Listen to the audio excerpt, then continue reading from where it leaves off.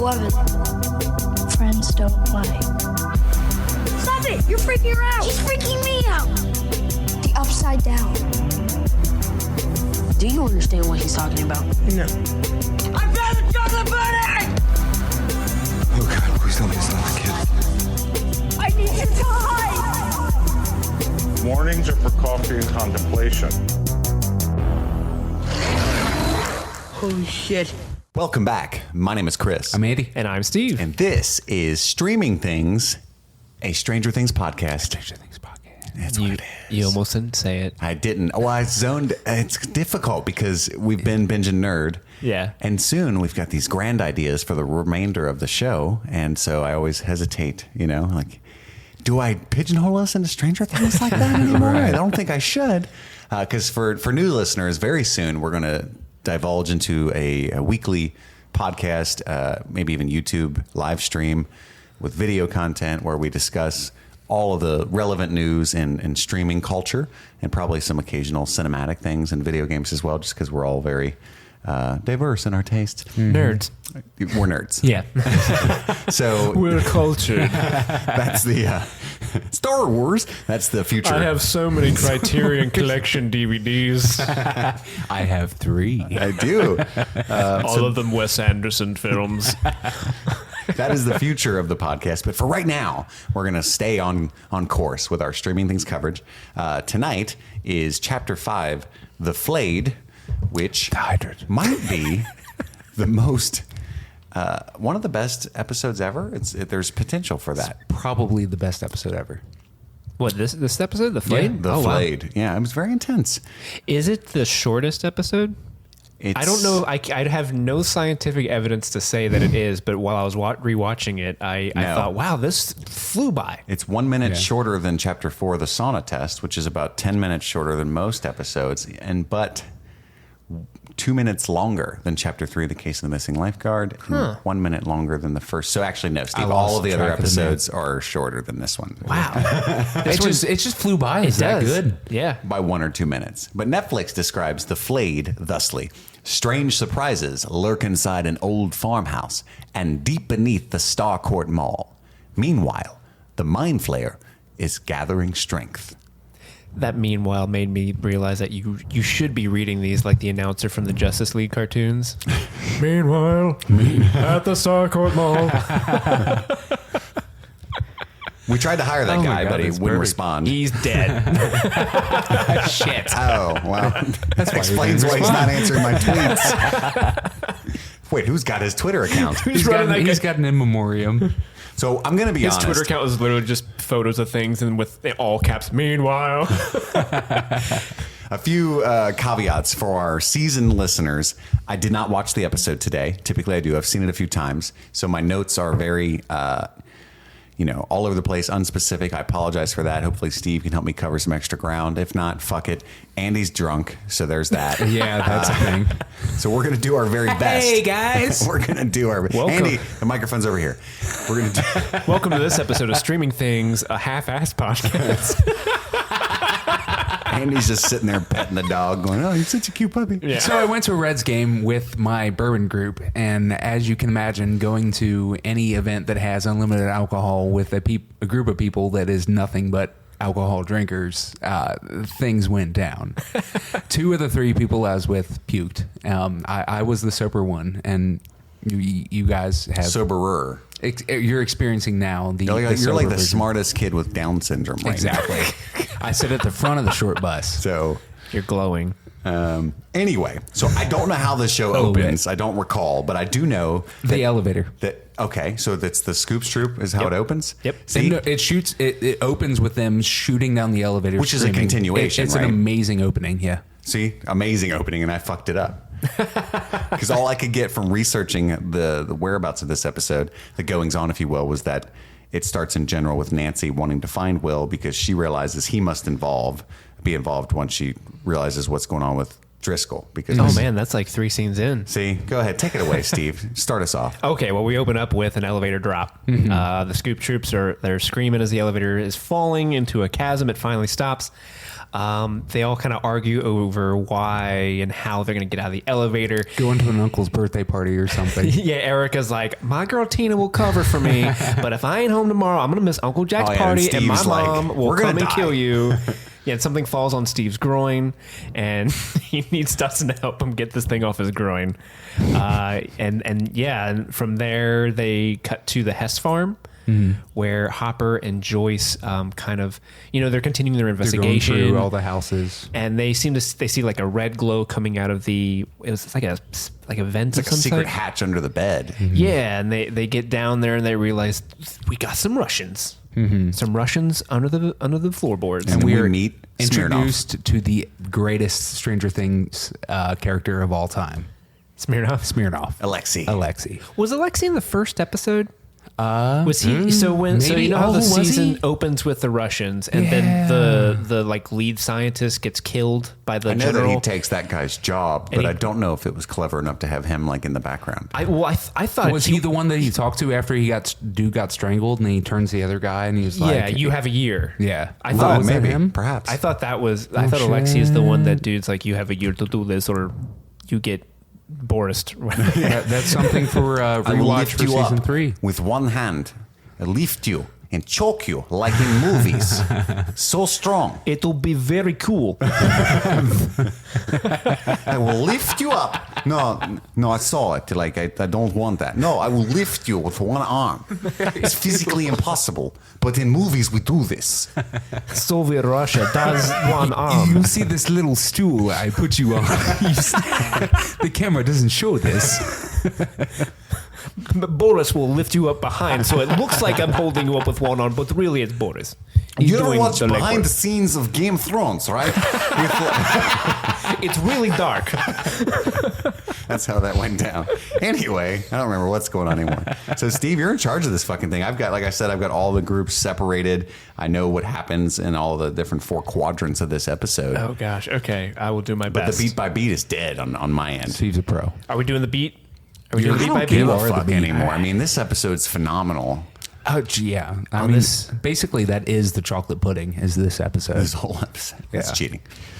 We'll strap into the car, guys, because you're following Steve beat count as he hits the beat hard because he took notes. Steve's a beater. Next up, we talk about is what you briefly mentioned earlier, Chris. Is Nancy's at the hospital and she calls Jaybird, who's trying to get some sleep. It's like 5:58 in the morning. Oh, he's so pissed. And that phone's ringing. I've been there. Oh yeah. Have you ever been there where the phone is just ringing nonstop? And this is before you could just lift up the phone in your bed and see who's calling. The phone is down the hallway. Back in the day, it would just the suspense would make you answer the phone. Like, who the fuck is this? Oh, I know, right? I gotta know. This is before caller ID too, so that's just mind numbing. Anyway, so he eventually gets to the phone. He's like, "What?" And it's Nancy, and she's at the hospital. She's not in the mood for his lectures because he doesn't like the fact that she looked into the Driscoll case more. Right. But she gets his attention because she really wants to talk to Will and make sure that Will is safe. Ooh, and he's worried about his little bro. Oh yeah.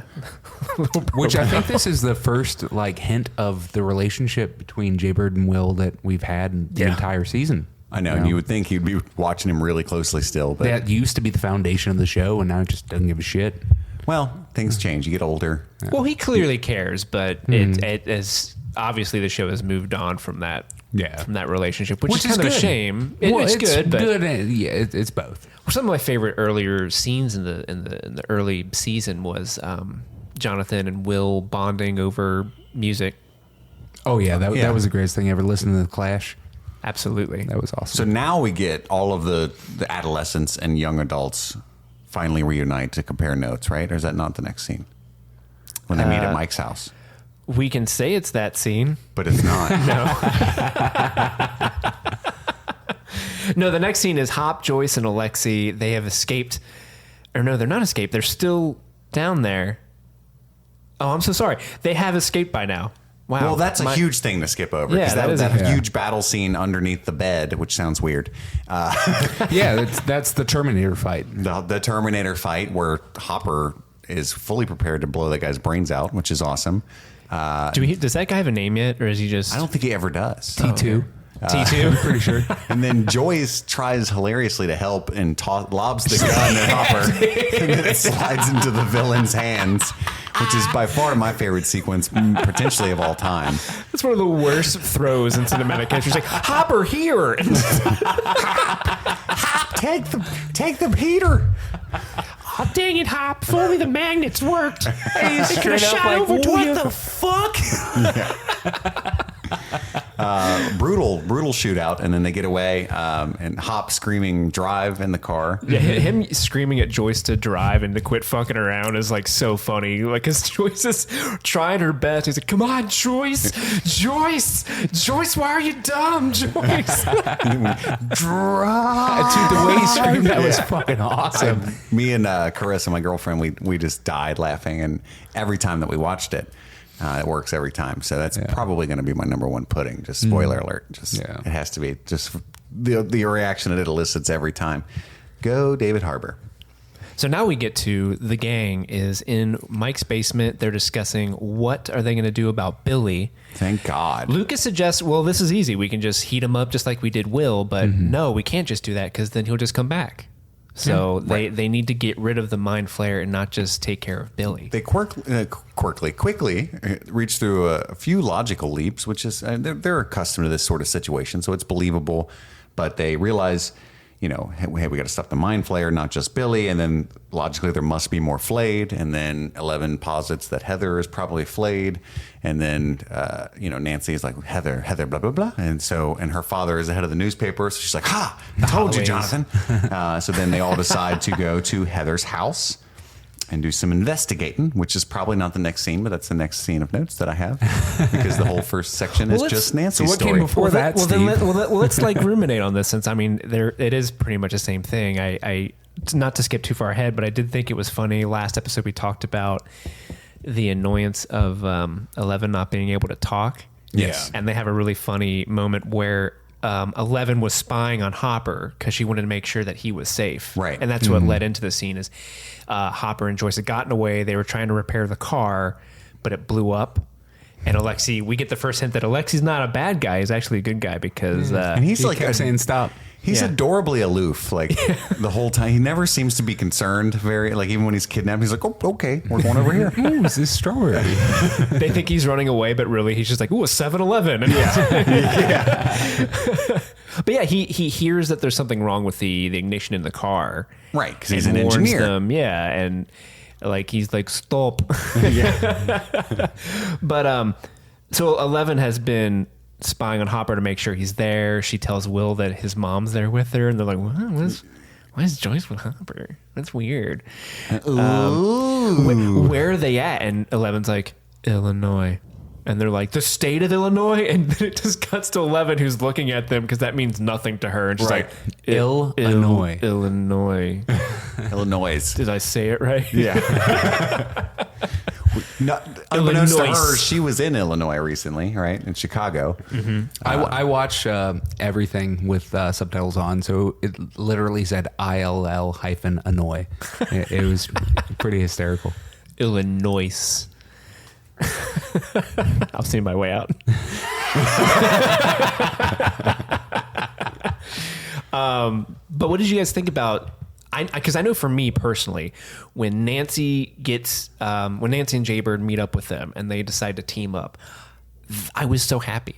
Absolutely, that's Stranger Things. That is Stranger Things to what you me, need. and I just like the band's back together. We're gonna solve crime. I feel like every The boys are back in town. And Nancy. every season And is just a Maxwell. weird machination to try to reunite the entire gang in some way that's believable. And so now in episode 5, they've almost succeeded because Dustin and Steve aren't there. But and now the crew's getting kind of big too, so it's difficult to do that. But absolutely, it was that's why the fuck we're here, right? We came to throw down, Right. with the D&D kids. They've been throwing out red alerts for the past 3 episodes. Anytime you go to a rock concert to see the headliner, and then the opening acts are really good, but when Cage the Elephant comes on, it's like it's fucking showtime, right? Here we go. August 2nd, I've ever been. Just saying, guys. This is why I'm here. Well, this goes back to the elevator with the Scoops Troop. Steve is tired and he's a cranky pants because he's been up all night with Robin trying to figure out how they're going to escape the elevator. And Dustin is kind of like, I don't know why you're cranky. You got to spend the night with Robin. And Steve's like, shut up with that. I'm going to pee off the elevator. Yeah, I thought that was weird. Like at Stranger Things, I don't have any problem with the violence ramping up a notch, but I don't know, for whatever reason, anybody that knows me knows that I watch horrible things without even batting an eye frequently, but I don't know. I don't know why it was weird. Like, acknowledge that they're peeing. It's like, who cares? Yeah, I know you've seen Avatar. Yeah. Right. Very explicit. And then it becomes a plot point. Dude walks in and is like, does that smell like piss? Yeah. It's like, no. You can't say, dude, Chris, if you were to piss under this table right now, we're 3 feet apart, I wouldn't smell it. You might, depending on what I've drank that day. Well, though. that's true. If you ate asparagus, I might smell it. Also, if you're dehydrated, I don't know if you know this, Andy, but if you're dehydrated, urine does smell worse. Yeah, that's fair enough. Which Steve has spent all night in the elevator. He's probably very dehydrated. Yeah. People were hydrated in the 80s. I'm just saying. It's facts. Everybody knows. I do love how he starts peeing off the edge. And it's just dripping down the wall. Yeah, and Robin's like, can you redirect your stream? Yeah. Also, when the Russian guy comes in and he's like, oh, do you smell that? And the guy's like, what? It smells like piss. The subtitle just says piss. But the Russian guy's like, and I'm like, all of that can't just mean piss. He said something else. I don't know. It's the word for piss in Russia. Oh, he pissed. Like when they're drinking vodka together, you know what I mean? Boris, where are you going? I'm going to go take a Da. Oh, da. But as those guys leave to take their shipment out of the elevator, Steve swoops into action and he kind of like does this cool like roll move and takes one of those canisters of green goo Steve's and blocks a bad the door. motherfucker, as goofy as he is. Yeah. Right? Even with an ice cream scooper, if you noticed, he's very deft. I love that sequence when they're getting out from under the elevator and blocking it as it's closing and then sliding underneath it. The way it's shot and the way it's lit is dope. That is a really cool scene for such a minuscule piece of probably the best episode of Stranger Things ever. Even that little bitty sequence was fucking fantastic. Well, I think it's very suspenseful, this entire episode, and I've been meaning to discuss it, and I didn't. So when I was rewatching, I think for episode 4, I accidentally started playing season 1, episode 1, just because of the way Netflix's mechanics are, but I had already been watching it, so like for the 4th time or whatever. So it started in the middle where like Will is in the shed pointing the gun at the door right before he gets kidnapped by the Demogorgon. Oh yeah. And somehow doesn't get eaten. Whatever, don't care. So I thought watching that for like 10 seconds, I was like, holy fuck, this show used to be way more horror driven than it is now. And I know that there's a lot of different aspects of the 80s to explore, and things have gotten, taken off in a tangent by how much we love these characters, but I kind of got sad. Like maybe this show needs to end soon. Do you know what I mean? It's losing its core.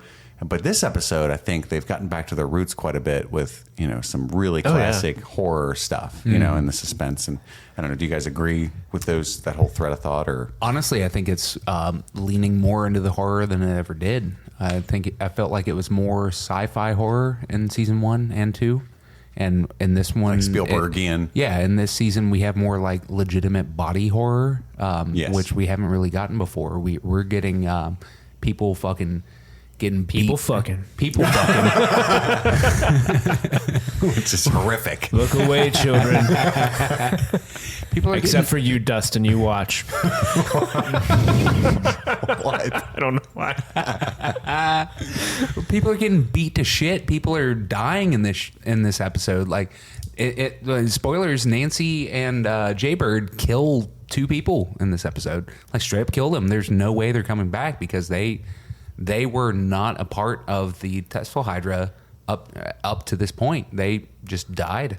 Nobody's killed coming Busey back for reasons now that we've seen the whole show. But right. Yeah. I mean, this is potentially the most violent episode ever. Has anyone died on screen yet up to this point? In Stranger Things? Yeah. Not so 11 snaps dozens of people's necks. Yeah, Newbie the Demogorgon died too.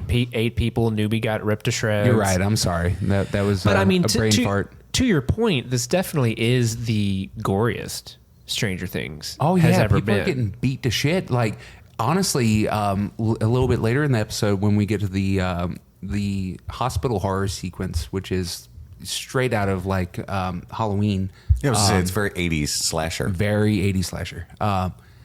I swear to God, was watching the episode thinking these people might die when they have Nancy and Jaybird separated and the giant monster between them.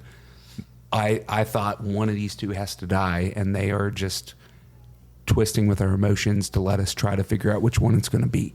Are you getting choked up, Andy? I mean, a little bit, it sounds like you're getting really scared. Nobody hurt my Jaybird. Oh my God! I definitely feared for Nancy for a bit and was hoping that it was going to be Jonathan. Yeah, everybody hoped it was Jonathan. I'll be honest. There was a moment. We're already there. We skipped so far ahead, but Yeah, fuck it. We're in the thick of it now. Drunk Andy led us down that road. Hey guys! And then 30 minutes later, guys, no, it's fair. No, but there's a point where when Tom starts attacking Nancy and Jonathan, Which one's Tom? he's their boss. Oh, okay. And then Bruce is Busey. Yeah, Bruce is Busey. Bruce the Busey. Brucey. Well, there's that moment where Nancy's like on the one side of the room. Tom has thrown Jaybird on the other, and like he's got like a chair to his back. And for a second, I'm not gonna lie, I thought Jonathan was gonna die right there. Oh yeah, He should have. I legitimately was like, oh my God, they're really gonna kill Jonathan in this way. There's some logic of the mechanics of how the Flayed work that I'm really upset with, like upon reflection here. But also, I just think in general, they need to raise the stakes of this show to keep it going. They can't keep having all of our beloved characters escape or they're going to lose power, right? And I was thinking about it, and this is jumping, I'm going to trump Andy and jump across seasons here, but we've got essentially one important character dying every season. But it's always like not really that important. And recently it's been like the brand new important character. Nobody from the core. So I don't know. I just think, and I don't believe that I know one could argue, well, blah, blah, blah died in season 3 and that's huge. And like, we'll talk about that, a week from now, but I don't think so. So I don't know. I think they need to up the stakes and quit letting everybody escape some of these scenarios. Yeah. We can't just have, It's a delicate wire act to balance since like 75% of the main cast are children. And that is a very difficult thing. I mean, Sure. I would applaud them if they were to like kill a child on screen because that's a brave thing to do. If we blow up and get famous, like Canada gives us another chance. Can I say that? It's going to be a dangerous soundbite. I would applaud them if they killed a child, says Well, Steve May 13. Well, like, what's that movie? Is it Mimic? Is that what it's called? That is a movie. It's the movie with the giant cockroaches that mimic people. God damn it, Steve! These sound bites. It's the movie with the giant cock. Cockroaches. But no, like one of the earliest scenes of that movie is like two young kids who are probably like 13 are like awfully murdered by a giant cockroach. Is that the one with monster. Forrest Whitaker? I don't know. I know Josh Brolin's in it. It's not. That's the different movie. It's not Mimic. It's another M. It's about a woman, femme fatale. Species. Yeah. It doesn't start with an M at all. Isn't Forrest Whitaker in that like, I have powers? Yes. Steve, it's only Steve 6 closed letters one of his away, man. eyelids. It's pretty close. I love that. And it somehow shocked Steve from memory. I was like, it starts with an M. He's like, yeah, species. Which literally doesn't even contain an M. You said Forrest Whitaker, and my mind just like cycled through like just scanning Forrest Whitaker films. Scanning. Last King of Scotland. No. Go. Sorry. Oh, that was a good movie. I watched that in a minute. Anyway, we're Fucking getting James all, McAvoy we're getting all shit. fucked up here. But yeah, it would be it's a very dangerous thing that they have to tiptoe in the future if they're going to decide to kill one of the main characters, if it's one of the child characters, because really you only have like a couple adult characters other than them to choose from, and that's Joyce Hopper Murray. Is Murray even one Karen? of the main? I'm just thinking of like Yeah. adults who have like significant roles that we know of that we right might now, care about. Their move is to safely make you fall in love with a character within 2 or 3 episodes leading up to their death, right? That's what we have Which with is Bob. pretty standard for any serialized TV show. Sure, but and then if they do, like in this season, you get somebody who we don't really like that much, but you redeem them right as you kill them, as a move. I think they could safely take out like Will or something and leave leave a mark. And I think Will is set to Will. be the hero moving forward, which was going to be amazing. And we'll get into that in later episodes of our podcast. But I think he's set to be like the leader. Have you guys ever watched any of the DC CW shows like Arrow, Legends of Tomorrow, Flash? I've watched, all three of those. They have a serious problem in that show where they are unwilling to kill off anybody. And when they do, it's the wrong person. anytime somebody dies, it's like, okay, they're going to be back next season because they need their ratings. And the people that watch this show expect to see these people in them. And so you will see throughout the course of 5 seasons, 10 cast members, each one of them are going to die at some point, and they're all going to come back in one way or the other. And it's really frustrating because there's no legitimate stakes. And so right, that's the thing with basic television stories in general is the illusion of stakes, or even TV in general. comic books especially. Right. And that's what made It's all Act 2. Game of Thrones so special, right? Was just like painfully real stakes, almost too much, right? And then so it made it riveting. And so, and I'm not saying Stranger Things is there by any means. I just think they need just one good shocker to keep me invested in these kinds of moments, like where Nancy and Jonathan found themselves. Great suspenseful scene, well shot. I love the 80s slasher, Halloween, probably straight from Halloween with the hospital scenery. Oh, yeah. I don't know, though. I'm just sitting there the whole time like, nah, everybody's going to be fine. I vote Mike. You put Mike? That's a good idea. That's a good idea. That would be, oh my God, that would be really interesting. Karen leaves Ted after her son is killed. Yeah. And 11 loses everybody that she loves. Ted commits suicide. And Stranger Things just becomes dark things. But let's rewind. Let's go back to the Holloway home. Nancy, Jaybird, and the gang break into the Holloway house. They're basically the Scooby-Doo folks at that point. They're all kind of like, I love the scene, but it is kind of awkward where they're all awkwardly like in like a single file line, slowly going through the house and like looking at things and like, oh wait, a clue. And they like zoinks. Like, do you remember that there's a scene in Brooklyn Nine-Nine where they're all at a house party and they're like, okay, everyone disperse, and they all like in a group like move together. You're not gazelles. Like, that's all I think about every time I see the scene where they're walking through the Holloway home is they're like in this weird blocking that's just odd, but I love it because Everybody break up. We look weird. Yeah, you're not gazelles. But they find a bunch of chemicals. It looks like someone broke into their freezer so they could eat the Freon in the back of it. Like you do. Yeah, and this kind of leads into their discussion about, well, maybe like when you add 2 chemicals together, you make a new one. Oh, what are they But making? it still doesn't explain anything, even after having seen the entire season. I'll just throw that out there. The whole chemical things. What the fuck? It never gets explained. And also, how the Flayed are connected is never. Reactions are happening in their That's what I bodies. was alluding to earlier. When Nancy and Jonathan are fighting Tom and Bruce separately, Nancy's able to like brutally Tarantino the fuck out of Tom's head with the fire extinguisher, yeah. which is awesome. Go Nancy. And it affects. Other dude says, owie. Or maybe it's backwards. That's Busey. But it affects Busey the gets guy, fire Jonathan. hydrant. Yeah, the dude's about to stab him with the scissors. I mean, he gets affected by that. And we saw that earlier with Driscoll being fucked up by Billy in the sauna. But that doesn't track with their fighting with the Flayed. Like Billy's completely fine while they're like I don't know. I'm curious because the show has explicitly made it obvious that at least Driscoll and Tom and family have been drinking the chemicals, right?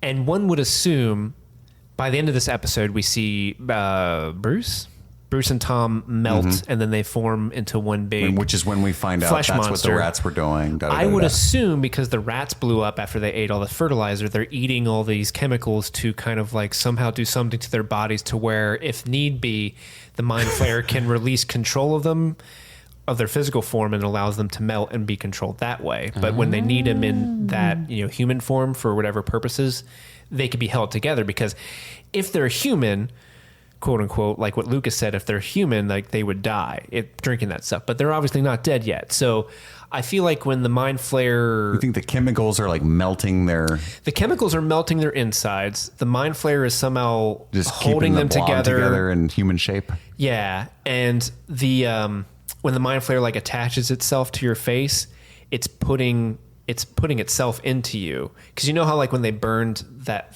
like black smoke or whatever out of Will, right? Just think of more of that as being put into other people. Yeah, Flayer semen. Fleeman. Right. He's inflaminating. Oh, them. I've got all this fleeman on me. I don't know. That's. I mean, the show doesn't explicitly ever say that. I mean, that's the best version of sort of logic that I could think of for the chemicals. Artificial inflammation. Right. Right. Okay. After that, we cut to Alexi makes a break for it. Hopper and Joyce are Straight to fighting the and 7-Eleven. arguing, and he goes right to the 7-Eleven. He's a good navigator. Did we skip the car blown up scene? Essentially. We We've talked about it that. a little Oh, bit, okay. yeah. My bad. But I'm drunk. we kind of did.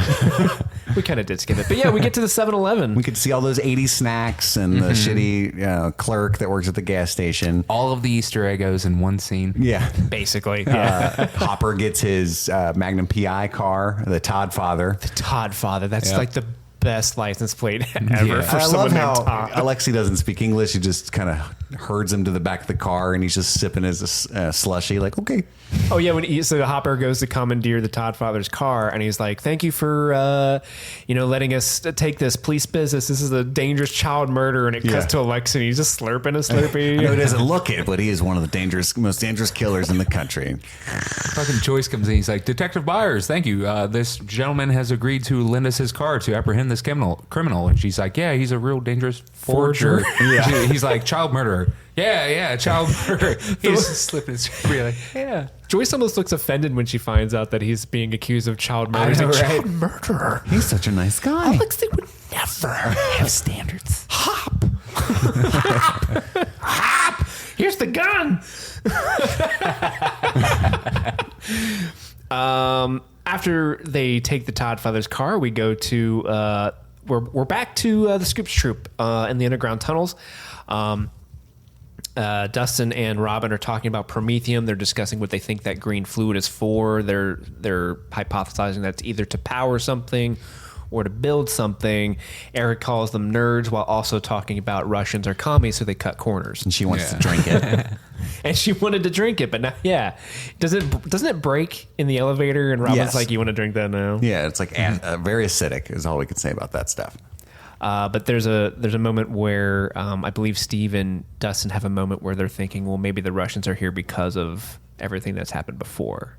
But Robin and Erica don't know anything about that Right, stuff. so they have to explain things to him. And they all accept it throughout this season. Anytime anybody catches people up, like as far as Erica and Robin are concerned, they're like, da-da-da-da-da, telekinesis, da-da-da-da-da, Russian, da-da-da-da, another dimension. They're like, no shit. I did notice that Barb went missing last year.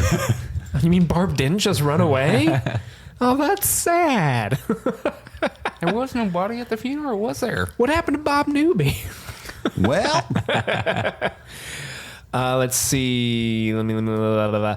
So this that's pretty eventually, much all my notes. I mean, so we eventually get to. The gang figure out they need to find out where the flaying happens. But then the real meat and potatoes is we meet back up with Joyce and Hopper as they get to Murray fucking Bauman's house. Oh, yeah. I love Murray. Talk about a character I was not expecting to come back. No shit, It dude. reminded me of Kramer versus Kramer, but Cray versus Cray, because you got Murray and his psychotic paranoia, but then Joyce and her mania and like over mothering. And so Murray's being Murray and nobody can stop him. What he's got to do, you brought him to my house. So he's got to search, Smirnoff for any weapons or bugs. And then Joyce just blows the fuck up on him. Like, we got to find the kids and you're a piece of shit. And then So I he can doesn't know figure out what to do. happened to my magnets. Murray's like, all right, but he's not having any of their shit. You guys want a bone, get it over with. I'm over here working. And he frequently mentions that, but you gotta love Murray. Oh, yeah. He's always for sure. straight to the chase. And he's always got liquor on stock. Goddamn right. He's a love doctor. He can pick up when people are having Didn't he get Nancy and Jonathan together? He did. Yeah, he is a love doctor. Yeah, I mean, you look at that guy and you don't think so, but dude, He knows what's up. He knows. He knows. It's He basically said, "How was the fucking?" like the next day. That's right. He did. He made them eggs. Oh yeah.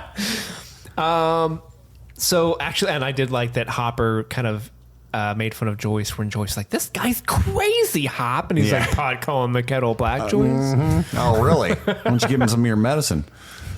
So now we're going to move ahead to back to the Scoop Troops. They're sneaking into the Russian base. They're trying to find the signal. So earlier in the season, they heard that, what would you call that? That transmission? Russian transmission. Just a code. Yeah, they figure out that the code's coming from the base, and they figure that if they can get to it, they can send Which, some by sort the of... way, another thing that fucks me up. How about that? I'm sorry. Oh, you're fine. So, how far down did that elevator go, do you think? Way far. Many hundreds of feet, it looked like, right? Miles. Yeah. How did they hear the little righty horse in the transmission upstairs, hundreds of feet above the earth?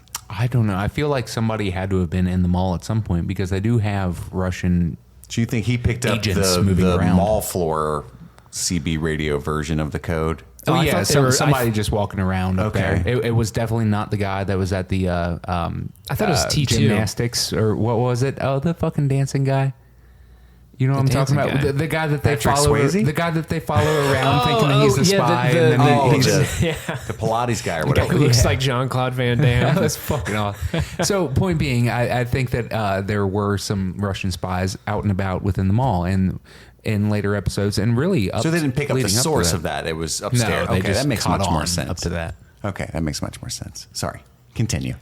But they feel like if they get into that room, they can send a distress signal for help. A code red, yeah. But when they sneak in there, there's actually one Russian guy manning the controls, and Robin tries to defuse the situation by basically just repeating Which is hilarious. the signal back to him. And but it works slowly. for the first two statements. Yeah, it does. Until Yeah. she gets to She what's the says third one? China. Yeah. As soon as she said China, he's like, I'm out.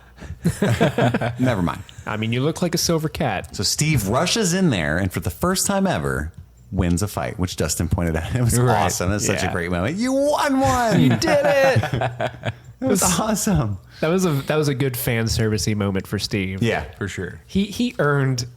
He was due to give someone an ass beating, not just be the receiver of an And it ass has beating. to be some poor untrained guy, just a radio operator. And it wasn't even really that he won the fight. Dude just happened to hit his head on the table and was just out. I mean, That's yeah, good that's, enough. that's a win. That Yeah. dude just fell poorly. TKO. It's not that Steve fought well. That guy just fell poorly. All right. He just screams, ah! That's my purse. I don't know you. So cut to. Oh, actually, sorry. Robin sees some sort of glowy lights from above the stairs. She goes to investigate it, and they find the gate. The Russians have their. Which Dustin and Steve immediately recognize. Yeah, they're very shocked and scared to see that the Russians are reopening the gate right under Starcut Mall. That's the first goo gate that Robin has ever seen. Robin and Erica probably have no fucking clue What they're is doing. that weird extraterrestrial vaginal thing? Oh, sit down for this one, Robin. I would love to know That's what's going a through their goo gate. mind. Why are they just shining a giant light into the wall, making a big vaginal thing? Russians are weird. Right? Ruskies. You'll see when you have it in the wall. Make it big enough for the whole family. Americans have glory hole. We have actual wall vagina. It's very nice. That's why we come here. Get it? Anyway. Now we're back at the hospital. Nancy and company, they try to walk right past the nurse's station lady because their plan is to get Mrs. Driscoll and have her go back to the source and follow her there. Yeah, that was Will's whole And I plan. love how- was let her go back to the source. The logic, which is a great plan. Let's let Mrs. Driscoll go back to the source. Da da da da. Right, that's great. But what sucks to me is watching the crew allow itself to be split up because hospital rules. Only 2 visitors at a time. And oh yeah, so I'm gonna pick Jonathan, not the one with super powerful X-Men powers, to go do this dangerous thing. Jaybird with me because we got Right. shit to talk about. And I was like, that's a You bad shot idea. a gun once. That's a bad idea, but okay. Well, I mean, they probably don't expect there to be too much danger. Charles Xavier, stay by the vending machines. I'll be right back. I'm going to go talk to the monster. But they do have a Also, That's a really don't good use point. your ability to see what I'm doing the entire time. Let me almost get fucking killed while you talk to your boyfriend. Listen, 11 doesn't have an infinite supply of Kleenexes to take care of her nosebleeds. She can't just use her powers 24/7, guys. Dude, in the ensuing scene, I don't understand how big that hospital is, or how the power grid works, to where they're running down endless hallways, being chased by these flayed hydrid people, and the lady's just sitting there talking about how good my pie is. I don't want him in my house. Not only is that entire wing unmanned, where a patient just was yesterday. Yeah, but then there's an nobody's entire there. construction wing that still has like scissors and stuff. And there's ceiling tiles missing and stuff. Like the entire hallway is not finished. Like none of it makes sense. Who is staffing this hospital? Wasn't it implied that Bruce and Tom murdered that floor? The entire floor? Well, they showed like several dead people on that floor. That's true. That's true. Okay, but then nobody else. And it's nighttime, so I assume they have a skeleton crew of nurses up there anyway. Skeleton crew now, get it? Yeah. Yeah, I'm saying. Sorry. But we're cutting back and forth between Jonathan and Nancy going up the elevator. We have a really nice moment between the two of them where they apologize for their fight from last episode. Reach a moment of In the understanding. elevator, yeah. And it comes Like back and forth. what did he say? He was like, I am absurdly, ridiculously wrong, or Yeah. something. It was a really good scene. Don't let it go to your head. Yeah. But it also cuts back and forth between them and Mike reconciling with 11, asking her if her species likes M&Ms, and then proceeds to give her the green M&Ms, if you know what I mean. Yeah. I saw what Mike was doing. You don't give a girl green M&Ms for no reason. Yeah, that's some major shit. Pretty much all of the boys and girls make up in this scene, which is nice. Yeah. So, I did love 11 uses her psychic powers to Jimmy the vending machine to get all the candy. Yeah. And Luke is like, dude, that's the olive branch. because I read the Bible. And Mike's like, I don't know what the olive branch is. And he's like, you dumb. But then equally adorable was when Mike went over to talk to 11. Will's like, all right, homie, I'm out. You got this. And Will bounced to give Mike some Got room. to. I know what's going on here. And Lucas distracts the evil. You got to separate the girls to get along with one girl for sure. Yeah. Divide and conquer. Yeah. It's terrible. So what's he do to distract Max? Isn't it like see how many M&Ms I can catch in my mouth or Yeah, something? they're doing the whole like catch. And he's like, you got one. And they're just cheering. She's easy to distract. He's basically like squirrel. She's like, huh? They are a perfect couple. For sure. For sure. Lucas and Max. Max is a wonderful. So the only thing we really haven't talked about is the. We've danced around the fact that Nancy gets trapped by the blob monster, and we get that wonderful scene that was in the trailer where the lights come on for a second, and the beast roars, and then 11 in the nick of time. We have Deus Ex 11. Well, that's actually in the next episode. Is it? This See? episode ends literally at the end. So the Jonathan and Nancy are standing on opposite ends of the hallway. The lights go out. Lights pop back on. Monster roars. Credits. See, this is the benefit of me watching it right before we record. Well, I do have to say, this episode is the episode that I feel like it is almost impossible to just like, well, I'm done viewing Stranger Things for the no day. matter what you were about to do, way. you were in there. In fact, when I originally watched this episode, it was like 2 a.m, and it was going to be our final episode to watch. And then this ending happened. I'm like, God damn it, I'm staying until fucking 3. Did you actually happen to think were you considering that Nancy might not make it or that somebody? Everybody thought Jaybird was done for. I honestly was very concerned for both Nancy and Jaybird. I wasn't so much concerned for Jaybird at that point because I thought he already was going to die and he lived at this point. So now my main concern was Nancy because, again, I wish I hadn't seen this trailer because in the trailer there's that shot of the monster roaring right in her face, Alien 3 style. Right. Yeah. And so I knew that was coming. Mm-hmm. And so in the back of my head, I'm like, fuck, they better not kill Nancy. I'll be so bummed out if they do that. Right. And of all the people that have survived. If I ever have a movie that comes out like that's pretty big and successful and has a decent marketing campaign, I will absolutely put in some red herrings in that. Somebody that's gonna die in the movie that I show a scene that in the trailer that's not real. Yeah. That would be legit. That's a big bummer for a lot of media properties nowadays. For instance, I saw Carl this weekend. Mm-hmm. And if you watch How was that? It's fine. Super fine. There's a lot of like, it's a great movie. So we're like, okay, apparently this is great. We saw it. It's fine. It's nowhere near as good as people are acting like it is. But Produced by the Evil Dead guy, right? I think so. Sam Raimi. Yeah. But like anytime, like because the trailer shows like almost all the deaths. Oh yeah. In some capacity. So like as soon as like, oh, there's a cop with a raincoat on, bet he gets grabbed right in the stomach because that was what they showed in the trailer. There it is. Oh, right. He's dead. And so like I really wish like movies that had moments like that in them. Like I understand as a marketing team, you want to like entice people like, ooh, it's a dangerous movie or a TV show. That's the problem, But though. don't show them in trailers because then like in your head, I'm like, well, that guy's dead. I don't want to sound like a movie elitist here, but that's the whole point of trailers, is to entice people who rarely go or go often but need to be enticed and don't care about beats being spoiled. They're not looking at, they don't know about oeuvres and all that stuff, right? But then there's a tier of people who have chosen, for me, like I don't know about sports at all. I don't watch those stats. I don't follow those things, but I do RBIs. RBIs, that's the thing. I do to that extent watch film and follow that. So now all I need is a couple critics that say it's great, or a couple awards, or some buzz at a film fest, or to know that it's a certain director, and I'm going to go watch it, right? So I don't want to see any scenes or know much about the story whatsoever, because I watch so many movies. I'm going to like infer a bunch of shit. Yeah. And so, and you know what I'm saying? Like what I'm saying, Steve, is stop watching trailers. I know it's hard. You just run into an issue sometimes where when you step out of the game for just a minute, you miss out on some big movies that like some of your favorite directors have made, just by virtue of them not being everyone else's favorite director.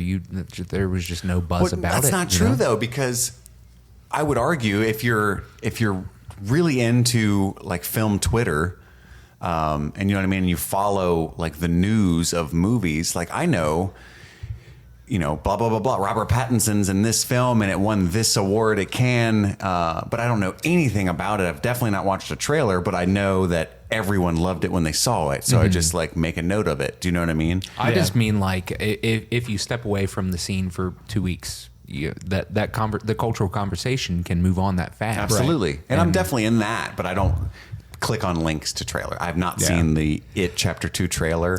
It's like a scene. The whole trailer is one scene. It's really weird. There's a new one that came out at Comic-Con that is more of a story trailer. Gotcha. And I pick and choose too. That first trailer was terrible. I mean, it was a cool scene, but it was, as far as a trailer is concerned, like was weird. The older I get, like I'm kind of with you, Chris, where like I need to see a trailer just because I part of it for me is I need to see visually what they're doing and what they're going for stylistically. Sure.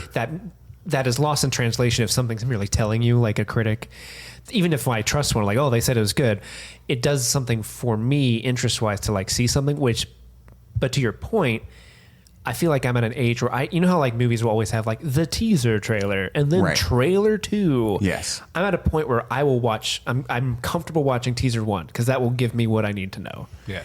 Teaser 2 is usually where spoilers abound and come out of And left I have field. my own rules too. So like if it's like a Marvel movie, like Spider-Man Homecoming or, Avengers Endgame, I have no problem watching that. And I'm not shitting on those movies. Those are great films. A lot of great people work on them and do good work. But I don't think it's going to take anything from a movie like that from me, right? Yeah. But if it's a brand new property, like I didn't even know what Annihilation was. I so just good. knew that it was the director of Ex Machina, and that's all I fucking needed. Do you know what I'm saying? Like I'm not watching a trailer. I'm not reading any reviews. I had read all of his books up until he started becoming a director, so I was so fucking stoked when Ex Machina came out. And it's like when Andy sent me the link to the Jay and Silent Bob reboot, I watched that immediately because that's part of the fun for me. I'm definitely not going to be like, oh, you spoiled that movie. Like that sounds absurd to say that. What happens in Jay and Silent Bob? Right, but like it's literally the same movie again.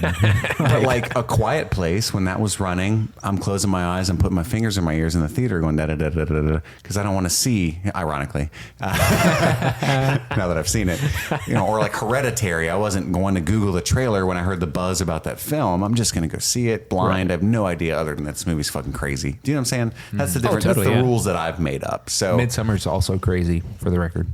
But yeah, to bring this back to Stranger Things, though, I know, Chris, you and I specifically weren't feeling the first 3 episodes of the season.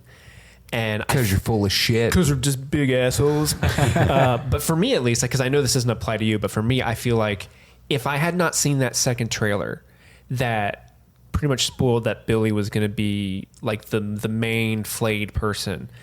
I feel like I probably would have enjoyed those first 3 episodes more, because I would not have known that, and I would have been in like, what, they're doing what with Billy? I'm in. What is happening? But because I knew that going in, it was like, let's fast forward through this, because right, I'm this on is board where he with gets that. flayed. Cool. I'm on board with Act 2 at that point. Yeah. So Right. that's all me. Maybe I should. Maybe I should have watched that trailer. I have eyes and ears. That's I all watched me. it. But yeah, so that is the end of episode 5, The Flayed. The Flayed. Chris, what do we Tune make? in next week? Chris, I'm gonna you go back to being host. I'm uncomfortable in this role. So You our fucking kill it, bro. You did a Thanks. great job, Thank you. Steve. Thank you. So our next segment is our Easter Eggo segment, where we point out a lot of 80s references, make some shit up where we can, find some old, even if it's just like a candy bar wrapper that looks different in 1985, we're going to throw it out there if we spotted it. That's most of the Eggos in this one. I didn't even rewatch it, so I just stretched it from my memory and then cheated a little bit too. So Steve, throw out an Eggo or 3 and we'll move around the table. I'll do 2. My first one. This is not so much an Eggo, but it was something that reminded me of the 80s and childhood, and that was when they're getting into the station wagon to go to the Holloways, and Mike and Will have to sit in the back. And Mike's like, "Are you kidding me?" And they have to sit in the weird station wagon, like trunk seats, wood paneled, facing backwards. Yeah, my my parents had one of those. My mom had one of those too, and sitting in that weird back trunk seat was always like almost a punishment. Like, oh, I gotta sit in the back. Oh, I thought that was the cool seat, dude. Well, I think it's because all my brothers and sisters were older, so they made me sit back there. So it's kind of like, oh, I want to sit up there in the front. Oh, I bet my siblings made me think it was cool, so I would think I was cool sitting back 100%. there. God damn it. My other real Eggo is when they're in the basement of the Hess house, and Hopper comes up behind T2 and puts the gun to his head, and he's like, I'm going to count to 3. I'm going to put some... was it daylight in the back of your head? Yeah. And the Russian guy's like, you will do that. You are policemen. Policemen have rules. That's almost like a direct copy of a scene from Die Hard. Nice. When John McClane, I don't remember the character's name, it's the character that he eventually kills and like puts in the elevator that says, ho, ho, ho, I have a gun now or something. I have no idea. He sneaks up on that guy, and that guy's like, you are policemen. You have rules. So Like, that guy's German, though, right? I think so. I think they're German. Alan in Die Rickman's Hard. German, yeah. Yeah. Gruber. So those are my first 2. Andrew. So going back to obvious rappers and stuff in the 7-Eleven scene. Ludacris? First off, the 7-Eleven logo apparently has not changed in the past 30 years. Just wanted to give a shout out to 7-Eleven, staying true to their roots. Thanks for being consistent. If it ain't broke. You see old school Newport, Salem, Pall Mall, and Camel logos. Being a smoker myself, the Camel one stuck out to me as the most like drastically different. The others are like slightly different. It's like Burger King has the slightly bubbly letters in the 80s. But the Camel one was like night and day different. Now I smoke Camels personally, so I'm bound to recognize that as being something different. Also, in the course of that scene, you get a good close-up on New Coke, which was an 80s thing, and apparently they brought it back because of Stranger Things. I want to order it. I'm going to buy in. You know what I mean? I never knew about that. What is the difference in the flavor? Yeah, I knew about I know New how Coke, but Lucas I feels didn't about know. it. I didn't know. I don't know what it is. Have you heard of like Pepsi Clear or Pepsi White or Yeah, whatever? I know Pepsi Clear. It's basically the same thing. It's like take a well-established soda and change it and try to market it to the masses. So New Coke was, hey, let's take Coke and make it better. And it didn't work. Well, I understand the premise of like a different flavored version of a classic, but like, what does it taste like? What is the... No clue. Never had it. Because you remember Berry Sprite? Oh, yeah, When dude. that came out, it was given out free at Lollapalooza. Had a little purple logo. And I was super high and I just kept chugging the samples. Anyway, that was a good day. That was a good day. I have my some Berry Sprite. deep cut Eggos. I just have all snacks written down. Because it's 7-Eleven.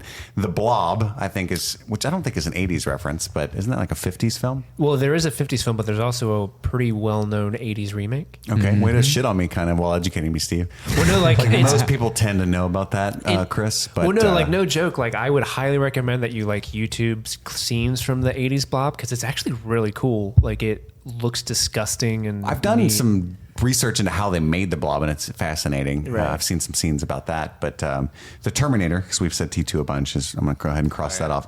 But this one's impressive, and I want to. A lot of people that I know that I do this show, but don't listen to it, and say like Stranger Things is like it's okay. Like I've even had friends say that to me, like make a point because they know what I do all the time. You know, as far as the show, like I don't get it, man. Like I'll watch it like a couple months from now when I'm bored, season 3, but this is why they're wrong. So, Jake Busey starred in a 1996 film, The Frighteners, which is what is referenced when in the battle between him and Nancy when they see Jake Busey doing that kind of shit. It's a direct Frighteners reference. No shit. That movie also stars Michael J. Fox, who is the main star of Back to the Future, which all takes place in 1985. Where this show takes place this season, which we thought was going to be a bunch of Back to the Future references because it is that year. Back to the Future, which it isn't other than them seeing that movie in this season. There is a side plot where they go to like Peabody's farm and there's all kinds of shit about how a mall is being built. And there's that's a big side plot point in one of the Back to the Future films. I'm just extremely impressed at the layers of this. You are Charlie Day, and it's always something with the conspiracy board. Yeah, you got the yarn running everywhere. What was the name of the person that doesn't exist that he's talking about? I don't even remember. Isn't that fucking insane, though? Yeah, that's like layered upon layer. I didn't even realize anything about the Frighteners. That's a good pull. Ultimate Easter eggo. Anyway. The show's so dope. So impressive. But that's all my egos. Lego, Steve. I'll go through all the rest of mine because I only have a couple more. Todd, just the way he was dressed reminded me of, we talked about Vice City or like Miami Vice with like the blazer with like the rolled up sleeves. The song that he's listening to, I actually had to look up the song because I thought it was the Scorpions. When it was playing, I'm like, is that a Scorpion song? I don't know that song. So I looked it up. It's actually a song by Loverboy called Strike Zone. Duh. It ain't a good song. I put it on Spotify. I'm like, oh, okay, Loverboy. Let me listen to this. This is garbage. I do not like this song. That characterizes the Todd father, right? It does. It really does. I was actually going to Google the score for this, the soundtrack for this episode, and like try to fuck with Steve and be like, da da da da da. It's a terrible episode to do that. Yeah, there's only like 2 songs, and I don't even know what the other one is. I was defeated by that. It's like ominous tones. Fuck. And then while I was looking up the Loverboy song, I saw someone else's poll, someone else's Easter eggo that they found, and I thought it was so fucking cool because they had like actual photographic evidence to prove it. Because you know sometimes you'll see like Stranger Things eggos and you're like, yeah, I don't know about that. But no, this guy had a great pull where the Hawkins Memorial Hospital logo is the exact same logo as the hospital logo from Halloween. Nice. It's the boom. There it is, dude. There you go. Yeah, they had photos of the Halloween and then the Hawkins logo in the show, and it is the exact same logo. It's Have you insane. seen the Stranger Things writers' Twitter feed and like the things that are happening right now? No.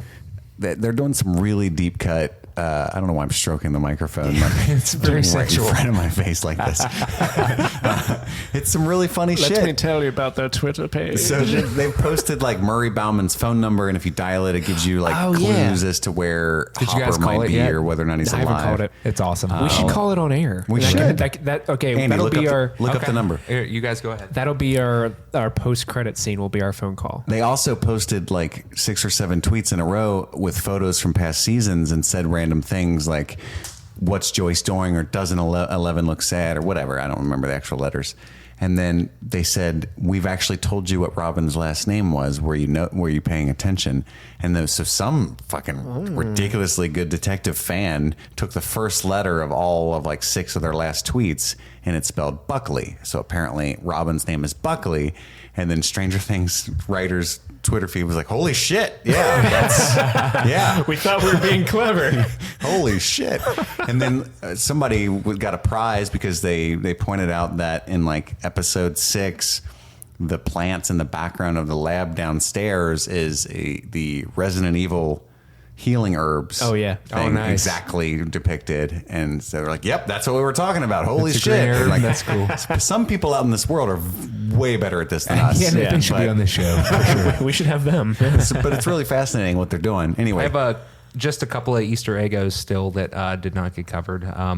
We got to see a bunch of candy wrappers when 11 knocks all the candy out of the vending machine. I already said all snacks. No, that and, specifically Skittles, Kit Kat, and Reese's and Snickers. We get to see. We also, when the Scoops Troop is walking through the tunnels, they talk about a cyborg from Justice League and the Prometheum that his father used to make him into cyborg. A lot of DC references this season. Yeah, no shit. Yeah, those were the last of mine. That brings us to our final segment, the chocolate pudding segment, where we enumerate our top 3 favorite moments from the episode. It's really super arbitrary, but we do it. Steve, what is your number 3 favorite moment? My number 3 favorite moment is the child murderer sitting in the Toddfather car scene. That just for that one shot of Murray just living his best life, sucking on a Slurpee, was just priceless. A lot of comedy gold in that one scene, and I really, really enjoyed it. Spoilers, that's my number 1. Really? Sort of. Sort of. My number 3 is the opening scene of the elevator. It's such a cool way to open an episode. It's like cut from black, cold open to everybody's falling down the elevator. They're screaming, they're hitting the buttons, and like it goes to a top-down view of the elevator shooting down the shaft, and they're all screaming. And then America is yelling about her uncle's party that she has to go to and stuff. It was just a really cool way to get you immediately invested in a comical way that also established stakes. It was dope. And certainly a product of the binge model television, though, at the same time. But when you watch it isolated, it's like, oh, shit, very ballsy. But Right. Can you imagine if this came out, 10 years ago before the binge model, and like Just the next week the continued episode that way. ended, and then a week later it just starts.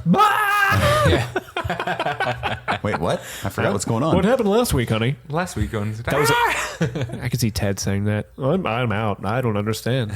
My number 3 moment is specifically Hopper tossing the car keys to Joyce and getting in the back seat and screaming for her to drive. I just couldn't go without mentioning it. I love it so much. It's very good.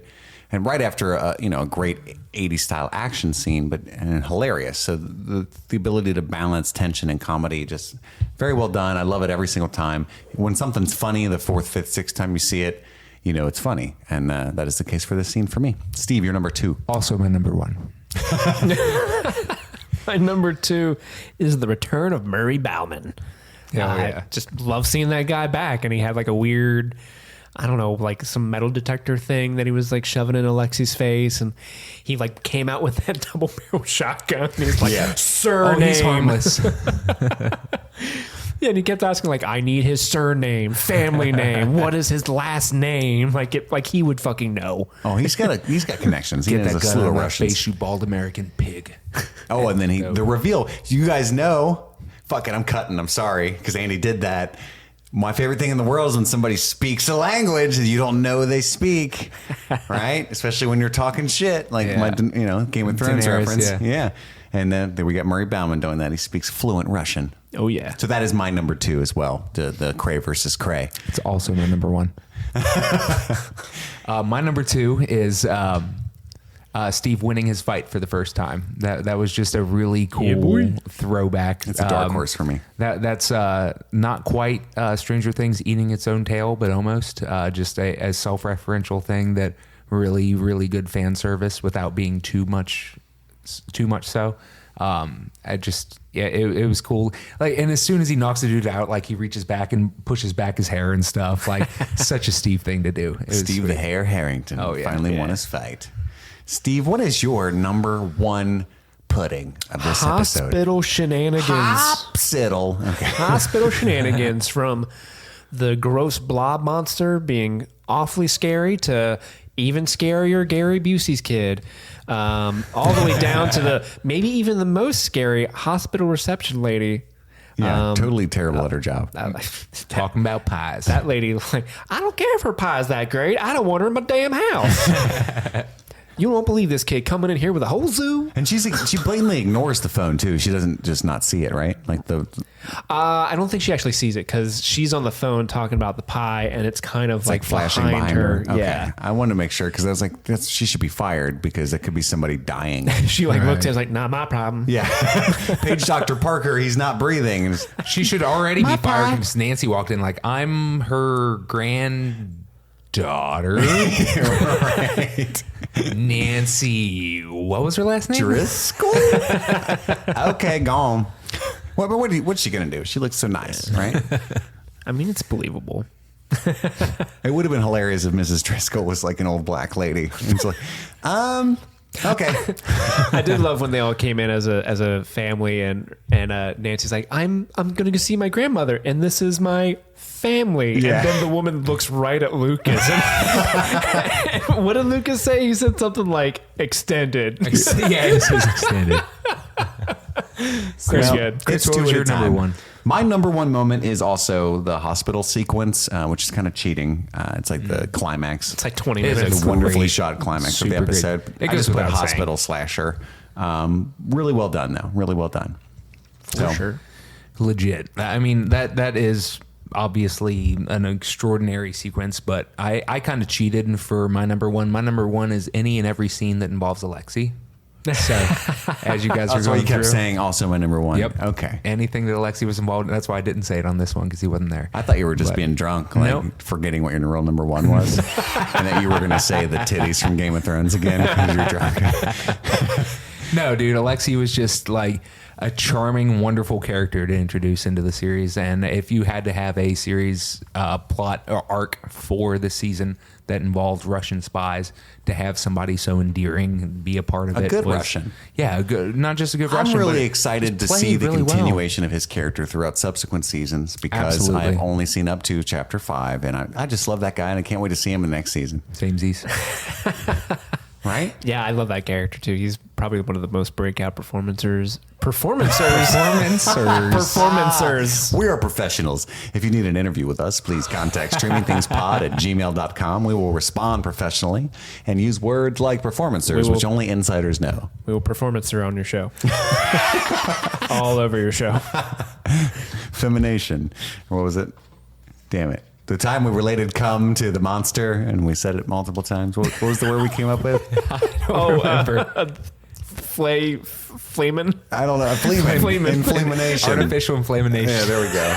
Inflamination sounds like a disease. Oh, I've got a really bad inflamination right there. Oh my God. Let's ask the drunk guy it's so what the much fake worse. word we made up was. I'll come up with one, guys. You don't want to bring it to me. That ends our Chapter 5, the Flayed coverage. You can see all of our work, which is very small. Our oeuvre is very small. You can find me on Twitter at @CMichaelRudd. You can find Andy at InkwellVerbal. Yes. And Steve at SteveMay13. Yeah, boy. Email the show at streamingthingspod@gmail.com. Let us know your feedback, how you're feeling about the show. Please take a moment to rate and review us on iTunes. Bump us up in the algorithms. You can also do that on Stitcher or Google Play or wherever the hell you're listening to this at. Stay tuned. We are going to upload all of our audio files soon to a YouTube channel, which we will probably call Streaming Things if it's not taken. If It'd be it weird is, if we're we called it fucked. something completely different.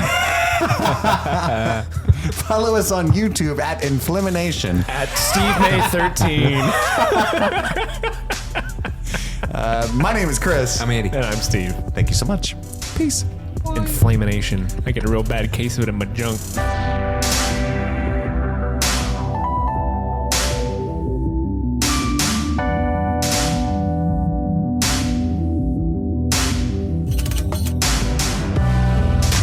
You dial in the number? I got it. Here we go. Let's call Murray Bauman.